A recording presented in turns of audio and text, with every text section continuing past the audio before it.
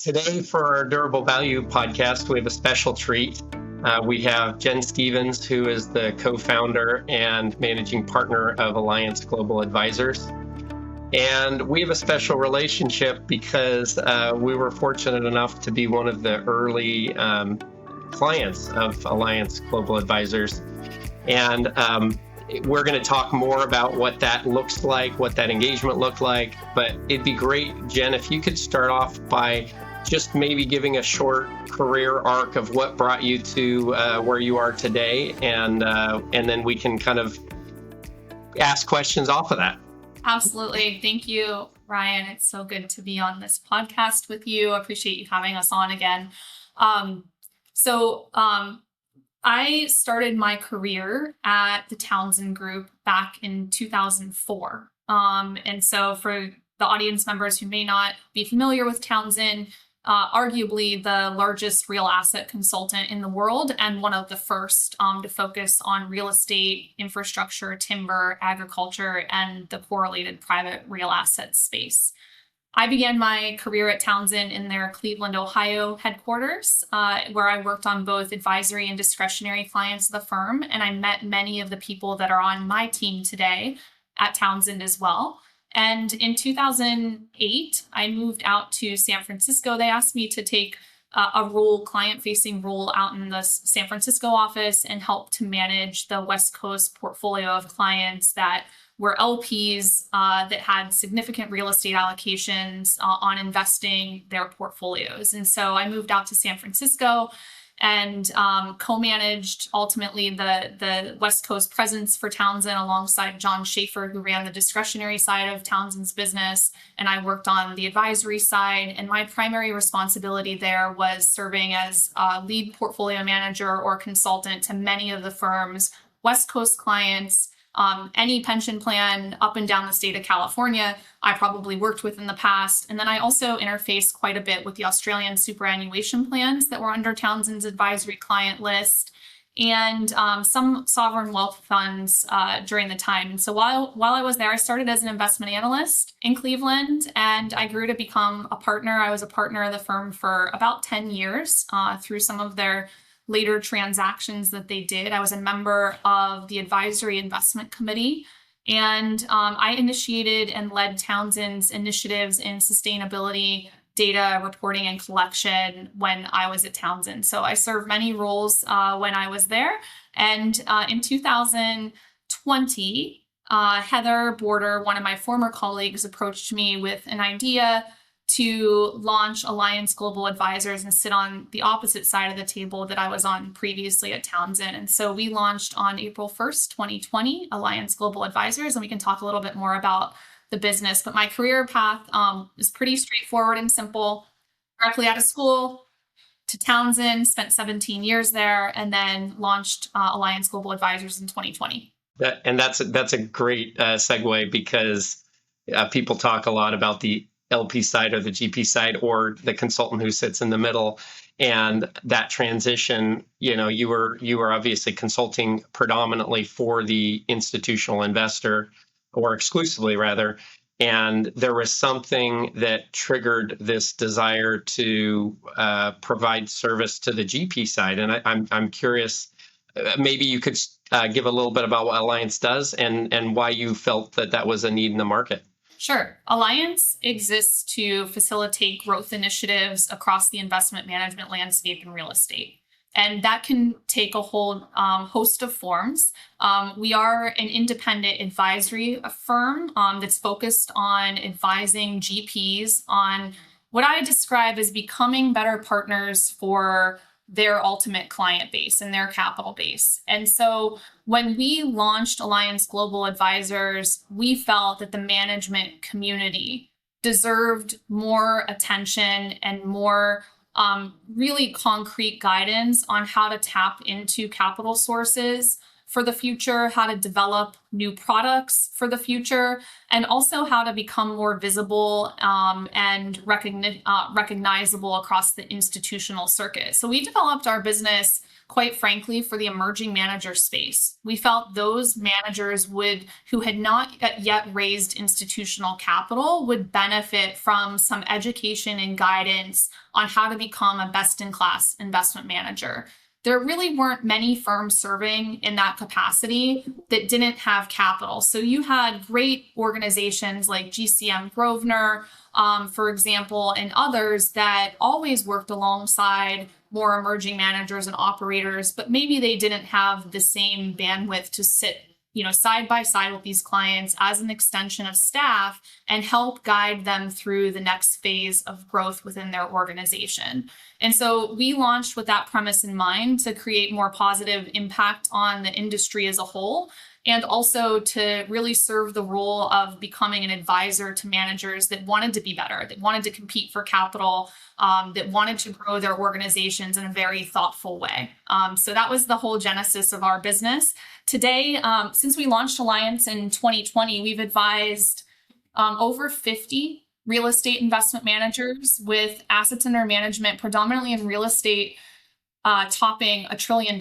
So that is such a humbling number to me, Ryan, because as I mentioned, we thought we were going to be geared more toward the emerging manager space. But as we've grown our platform and built our team very deliberately to serve this community, we've attracted clients that are some of the largest global allocators in the world, as well as skilled operators like you. And I love the story about how we came together, because when we first launched our business, like a frightening time, right? 2020, April Fool's Day, global pandemic that was setting in. We got an email from Ryan out of the blue that says, I don't know who you are, but any business that has the courage to launch at this point in time is, a business that we want to partner with. And so that led to our relationship in this space. And thank you for, helping us and giving us that encouragement as well as we were launching our practice. Well, and I will reflect back on that, because I've often told people when talking about you guys that when we first engaged with you guys, I didn't know what the word DDQ meant, or the acronym DDQ, and that provides the context. And then today we are a institutional manager. Our most recent success, a huge one, was Pennsylvania PSERS committed $90 million to our Fund 4, and we've had other successes along the way, but I use that as the example of where that trajectory started to where it is today. I think a lot of times in the when we see success, we often forget the humble beginnings of where we were, and it's so great how you're reflecting on those dark moments of 2020 and starting the business, and us having the courage to say we didn't know what we were doing at the time. And I think there's value there in a manager not recognizing that they are ill-equipped, or recognizing that there are tools that they're missing, and coming and engaging with you guys. I'm curious, you did sit on kind of the advisory side to institutional investors, and now you sit on the consulting or advisory side with the managers. That kind of dual perspective or understanding, how has that helped you guys be able to help real estate managers go to the next level? Sure. Well, I appreciate what you said about being ill-equipped, but I actually don't believe that you were ill-equipped to have the success that you've had in the recent year. And I don't think any of our managers are ill-equipped. They might not have all of the same tools in the toolkit at this moment in their growth story to, have the ability to raise capital in the way that you're doing right now. So I think all of our managers that we're working with are capable. It's how much time, attention, and dedication do you put into the infrastructure that you're building, policies and procedures that are required by institutional consultants and LPs, maintaining, a really smart strategy that speaks to your areas of expertise and operations, and how do you put that in a nice package out to marketplace in a way that they're going to be receptive. So our team collectively has probably sat through 10,000 pitches from investment managers, smartest in the world, coming in and pitching business. Because when you're on the LP consulting side, you're the gatekeeper to the capital. And you have to understand and underwrite strategies and make informed investment decisions. And anybody at Townsend will tell you what I'm about to tell you. It is a position of privilege to be able to sit in rooms with CEOs of some of the largest organizations and the smallest organizations in the world that are highly skilled at research and operations and asset management, and see how they're operating differently. So that perspective, having that exposure is really incredible. I think there's also a unique lens that our team brings to marketplace, both having the LP consulting experience and now the GP consulting experience. And that is a really deep understanding of how real estate benefits a well-rounded and diversified portfolio. So on the consulting side, as a specialist, you sit alongside a lot of generalists that are putting asset allocation models in place and helping their investors understand where real estate fits in a portfolio. Not only that, but you're looking at how every property type interacts with another property type. And there is a benefit to having that type of education. And there's no better education than being on the consulting side in that world to understand that real estate does deserve a place in a well-diversified institutional investment portfolio. And it certainly deserves a place in a private real assets portfolio. That notion is being challenged right now, and it does inform how we're shaping and putting new products to market for our clients that are looking to innovate and do things a little bit differently. And so I think that perspective really has helped grow our business and has helped our managers create opportunities, using the skill sets that they have. Without that perspective, it's just like, you can be the best asset manager in multifamily in the world, but you have no idea how your portfolio or your assets are impacting an overall strategy. And so I think that lens does help our managers understand why we're making some of the recommendations that we're making for their organizations. Yeah, and we've also seen this, you mentioned multifamily manager, we've also seen this kind of shift or maybe increasing focus on niche and specialized real estate strategies. Obviously, when we first started together and we used the words secondary and tertiary markets, that was kind of like a four-letter word in the institutional consulting space. We're working on that as we speak. But what would you say to real estate managers in terms of this move toward kind of niche or specialized strategies, and how one differentiates themselves in that space? It's a great question. I firmly believe that having specialty and having a very defined approach creates a better outcome for investors. So I believe in specialization. I believe in property type allocation, but there's a time and a place for an allocator and a time and a place for an operator. In a very uncertain environment with limited capital availability, investing alongside an allocator who has a good performance track record is not a bad approach for investors that need to have exposure to vintage, but might not know exactly where to put it. So they're deferring those allocation decisions to a skilled manager to do that on their behalf. I think that every portfolio to drive alpha. So I think allocators are really great for driving beta, and operators are the ones that are really creating some operational alpha for portfolios. And I think that will be required going forward. You see even the build out of some of these large organizations on the investment management side becoming incubators for operators that are skilled in a certain area. And so I think we'll see more of that going forward, but there will always be a place for core real estate, kind of your keel in the water, diversified positions in a portfolio, and then specialists that can really drive operational alpha at the asset level. Operators, in our opinion, they are able to source different deals. They have a different sourcing network oftentimes than an allocator might. You can eliminate some overhead or fees that are associated with the allocator model.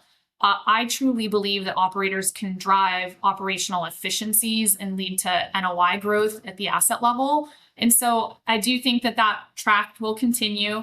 In terms of like secondary and tertiary exposure versus primary exposure, it all depends on the property type. A market that's secondary in multifamily might be a primary market for industrial. So yeah. I think we have done ourselves a little bit of a disservice to bucket things so specifically in terms of geography, perhaps. But there is a really important part that a liquid market plays in a portfolio, which creates exit opportunity and sort of a more competitive stance for buyers that might bid on assets for sale. So I do think that there's merit in really assessing primary, secondary, and tertiary, but it's not to say that primary market is the only market investors should ever invest in. They should always, be here or there. It's just how you fit within a portfolio might change based on their existing composition. Real estate kind of is a bifurcated market in the sense that there is the core real estate, which is long-term hold, ownership, cash flow orientation,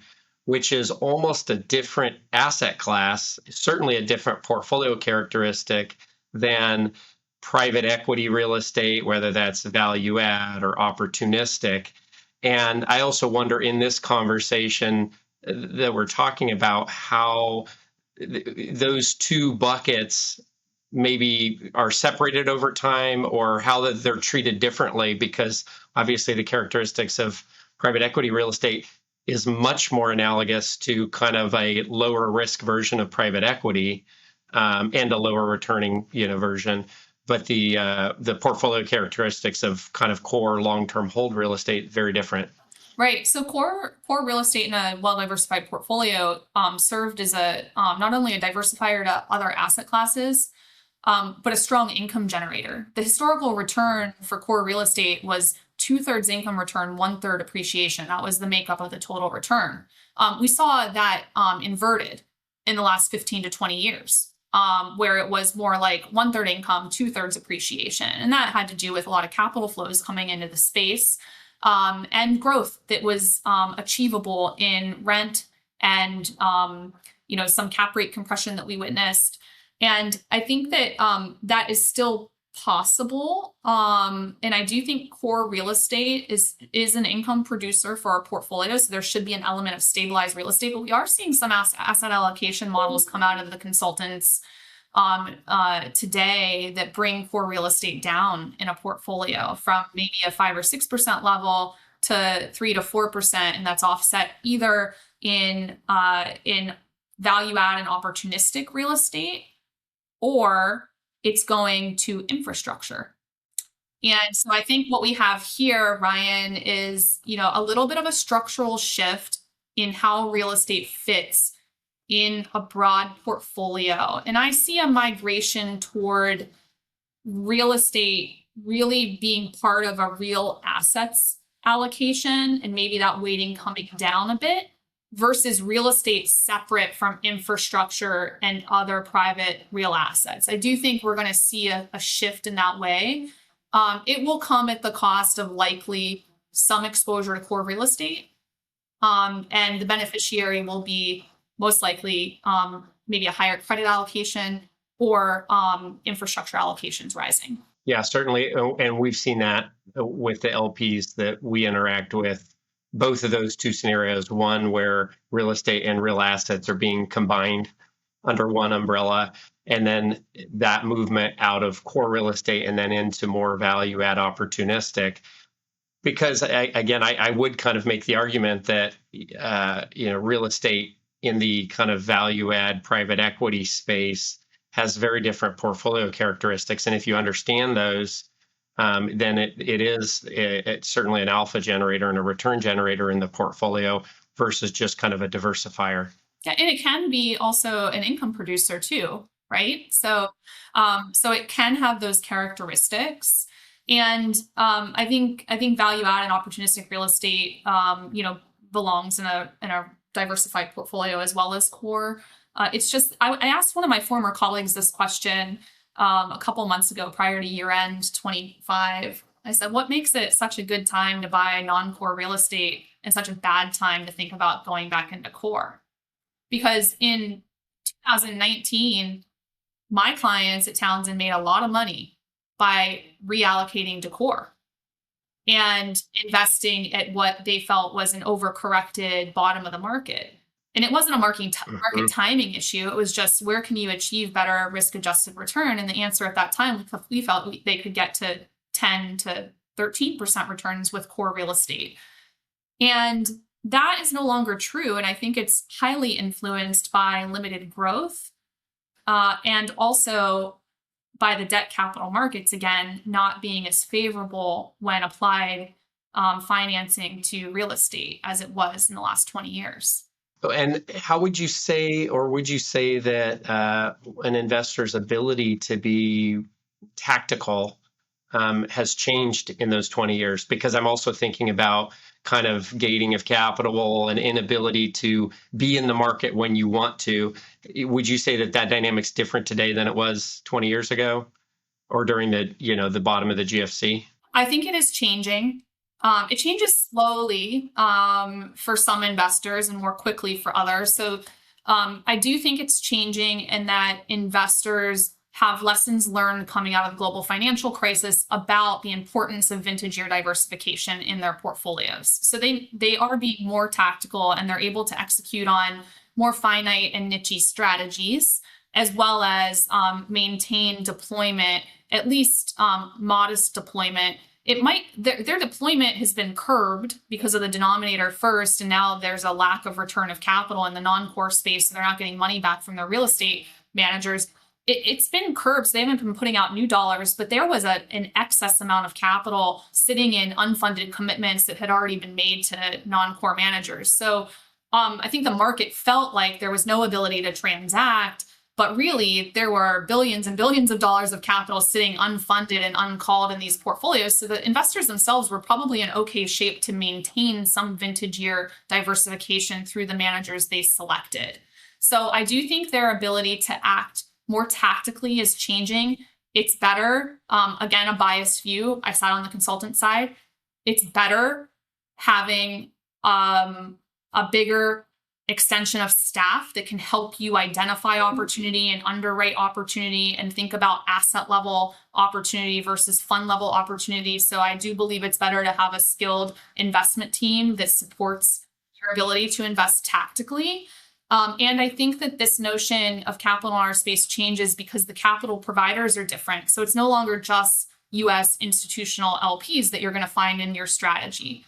It is a changing capital base that includes high net worth, registered investment advisors, sovereign wealth funds, foundations and endowments. Some of this capital looked a little bit similar in the last 20 years, and some of it looks totally different. And we are firm believers that every manager should be thinking about the private wealth channel and how to position their growth strategy to accommodate private wealth, which we believe will end up being a very strong capital provider in our space. So I think investors, the capital base is changing. Investors are becoming more tactical.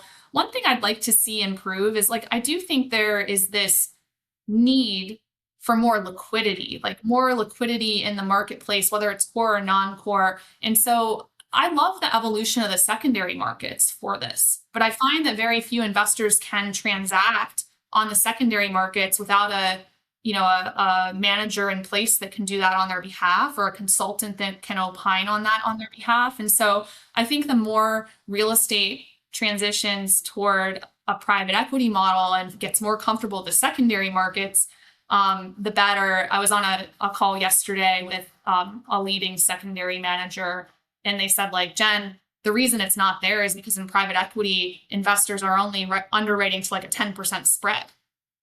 In real estate, in the last year, spreads in core have been 50. You could buy core positions at 15 to 50 basis point, or 15 to 50% off of the prior carrying market value. And so his point to me was like, the spreads in real estate feel really uncomfortable compared to a private equity spread where you're thinking like, I'm not going to get a good or bad deal, but I might get some liquidity out. So I think that has a lot of merit, and I hadn't thought about things in that way. Yeah, absolutely. And the other interesting dynamic is, I would say 20 years ago, the broad movement of institutional capital was increasing or growing allocation into real estate. So you had kind of this perpetual flow of, slowly moving up to their target allocation. And it certainly seems that today, on a broad basis, investors have kind of gotten at their target allocation. Maybe in some cases, they're reevaluating that down. And so it is a different capital flow environment in that these are mature portfolios, and it's requiring the ability to have funds coming out to have funds going in to the next investment. When you have mature portfolios also, so most investors, Townsend launched its business in 1978. And I kind of think that that's kind of the beginning of the index too, the Odyssey Index. So I think about that as like the inception of real estate being welcomed in an institutional portfolio. Most of the public pension plans or institutional investors, as we thought of them, were already at 8 to 10% real estate allocation, right? So they're already mature, which I think lends itself to the ability to take that portfolio and allocate more risk to it, which is, why we may be seeing some opportunity flow to the non-core side of things. So I think it's a really good point. The maturity of the space, it is not mature in private wealth. The real estate allocation in private wealth, because of its illiquidity, is really like less than 3% of total allocation. We expect that will grow because of the merits of real estate in a broader portfolio as well. Going back to the Townsend analogy, and Paul Dolinoy sits on our advisory board and on yours as well, and he talks about when Equitable first started kind of pitching public pensions on real estate, which seems mind-boggling that you'd have to educate them why real estate should even be in the portfolio. We're kind of almost at those early innings with the private wealth space. It's not uncommon that either we are educating advisors or firms about where private real estate fits and what private equity real estate is. And it's not uncommon that even within the firms, kind of the research people are having to educate the advisors, who are also having to educate the clients in that process. So I agree with you wholeheartedly. We are in really early innings of that, obviously, because you have to have a certain level of liquidity to feel comfortable. The space is never going to be a 7 to 8% allocation. With family offices, it's much higher, but with kind of the mass affluent, it'll never get to that point. But because there are so much dollars in that space, it does represent a real opportunity that we've been focusing on. I'm curious, what have you guys seen in that space, the wealth management space, and how have you guys been able to help clients in that space? So about 2 years ago, we were seeing some of these capital flows that you just described. And also, we agree with you that there's more education needed in that space, whether it's to the RIAs or to the underlying investors that are supporting those RIAs. And we felt like it was a massive opportunity for us, and also a gap in our expertise, because I did manage a couple of high net worth client portfolios when I was at Townsend, but those portfolios, the family offices that I was responsible for, they were larger than some of our county pension plans. I mean, they were multifamily offices, very large wealth aggregators, and they had also immature portfolios, but a specific need because of the composition of their capital to invest here or there in real estate. So we recognize that despite that limited exposure to private wealth that we've had over the years as a team, that our team would benefit from more resources and dedication to like a pillar that was strictly oriented toward private wealth. And so For that reason, we have been building out our expertise in private wealth. We hired a gentleman by the name of Kurt Edwards. Kurt and I worked together at the Townsend Group for a period of time, but he went on to do great things at organizations like Portland and UBS, where he helped to put products on the shelf for their wealth management clients. And that level of knowledge, lessons learned, and expertise is required for us to be well suited to advise our clients on how to tackle this space. Not only that, we designed our team to have a very deep expertise in capital markets and fundraising. It is not, again, not my area of expertise. You may wonder, like, where are your areas of expertise, if not in these places that are important to your clients? I guess it's helpful to become less important over time, right? But capital markets is central to everything that our clients do, because you were out raising capital for your fund. And we had to help educate organizations that we were working with on who the capital base is, what their portfolios look like, how to pitch their strategies to those portfolios, what would resonate, what won't resonate.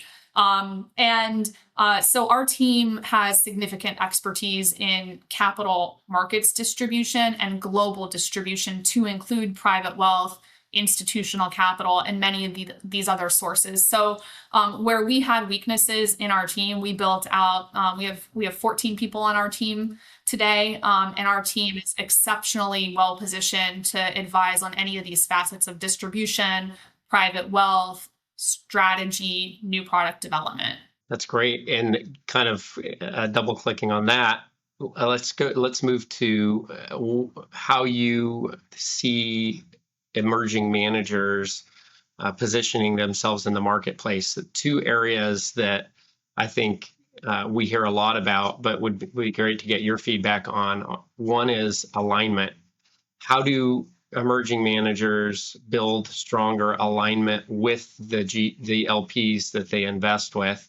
And then tearing off of that, what do you see in the areas of transparency and governance where emerging managers can grow and improve? So alignment, and then transparency and governance. On alignment, so this is not a conversation for emerging managers, by the way. Right? What you're talking about, alignment, transparency, build out of a team, a high caliber team, and earning the respect and confidence of your investors is absolutely central to any manager's success, regardless of size. What I find in the emerging manager space, and to me, we classify emerging managers with a size threshold, AUM threshold, not a different threshold. And so typically when we're defining that, it's under $1 billion in assets under management. And some investors are 2 billion. It just happens to be our definition. And many of those managers are skilled operators and developers that haven't yet managed a considerable amount of institutional capital. And what happens when you manage institutional capital is that everything comes under the microscope.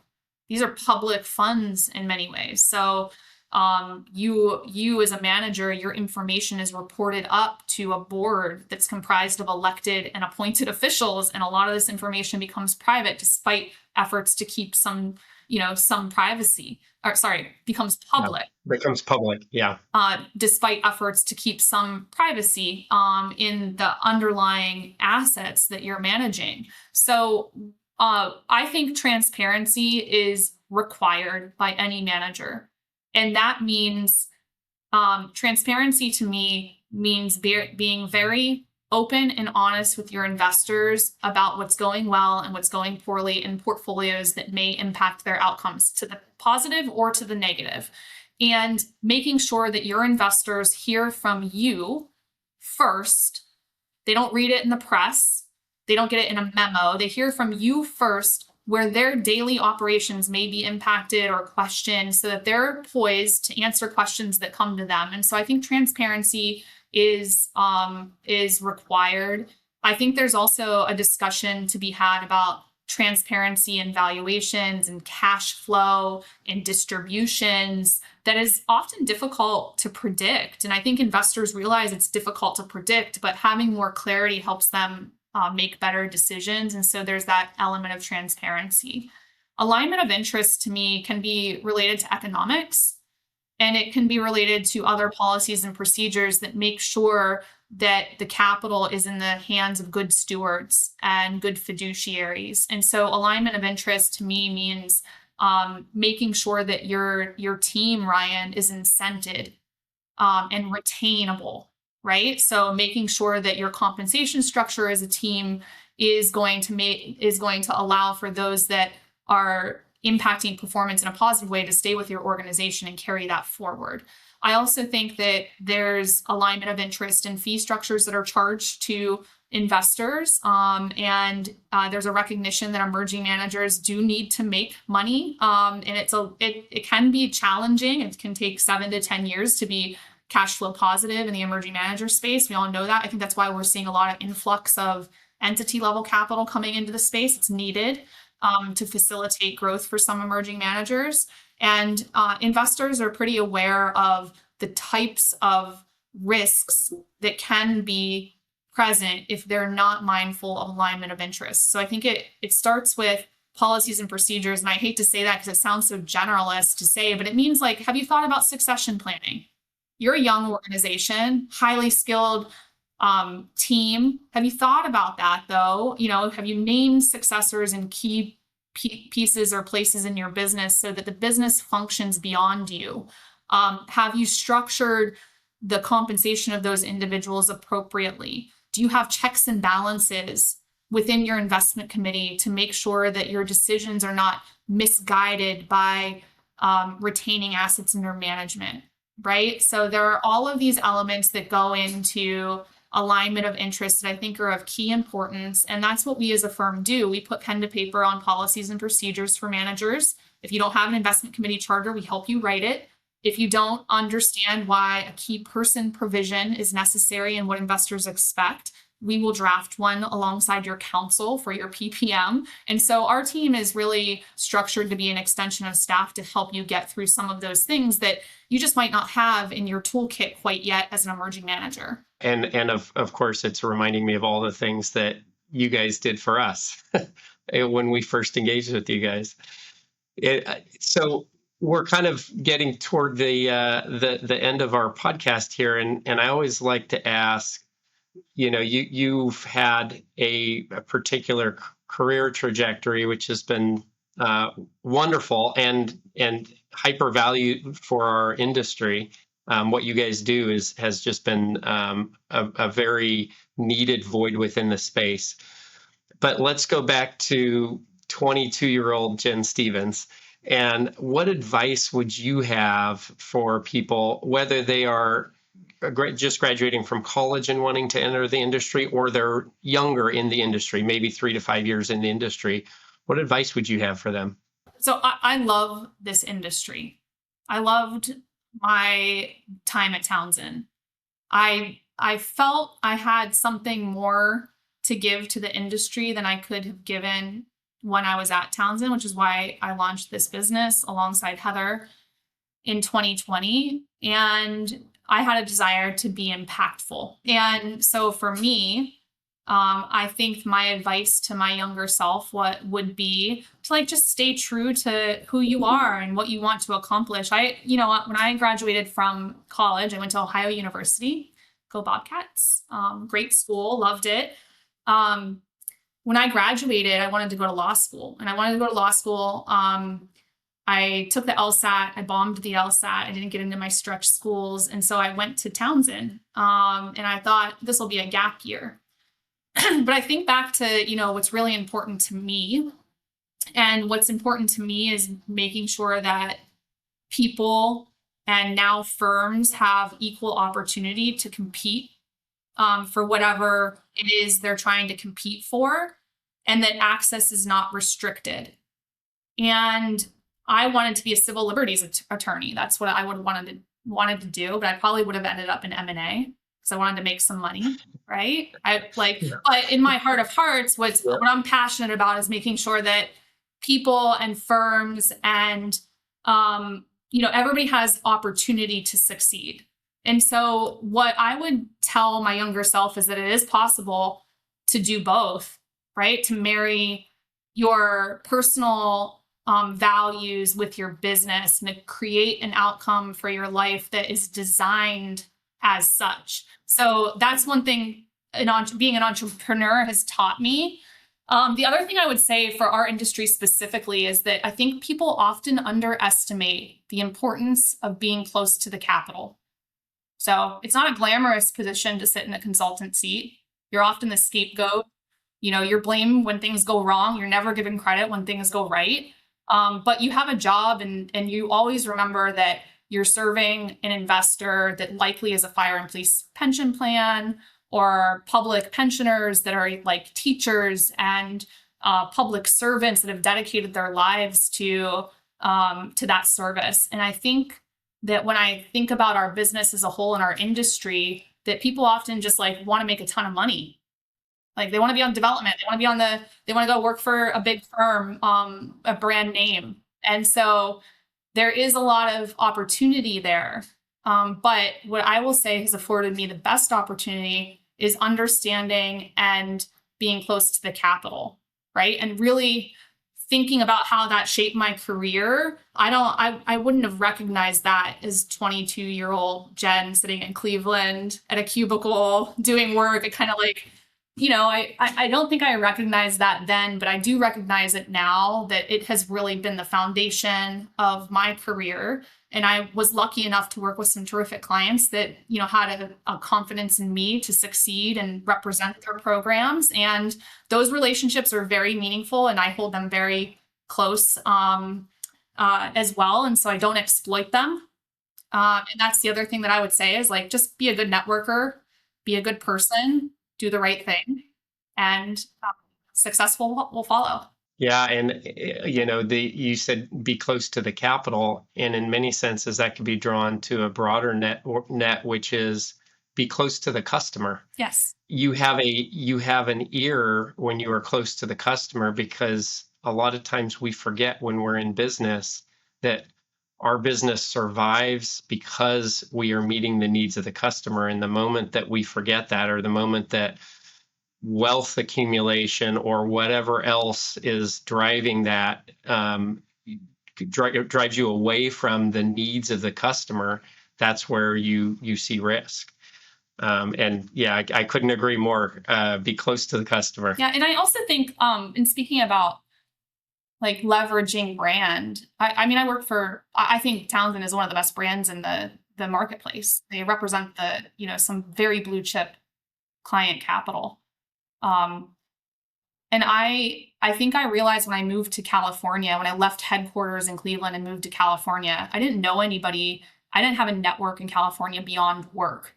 And what I was able to do was sort of build that network and friendships in our industry, because that's sort of all I had.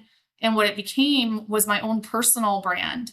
Like I had a brand beyond the wonderful brand that Townsend probably, provided to me.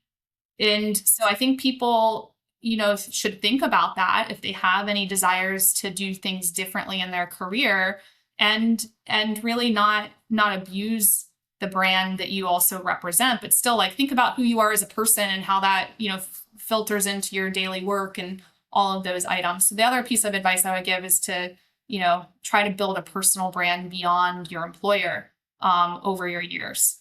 Well, Jen, this has been incredibly insightful, and I appreciate you taking the time with us today. Yeah, thank you so much. I'm so incredibly proud of your success. We're asked all the time, how do your managers quantify success in working with Alliance?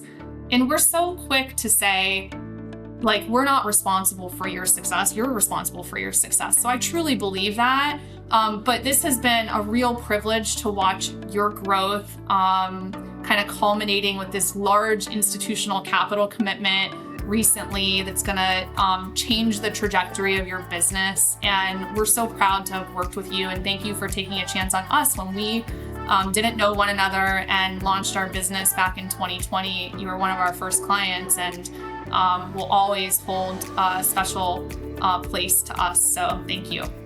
And the same goes back to you. Thanks for taking a chance on us. Yeah, of course. And thank you for taking time today. Thank you. You're welcome.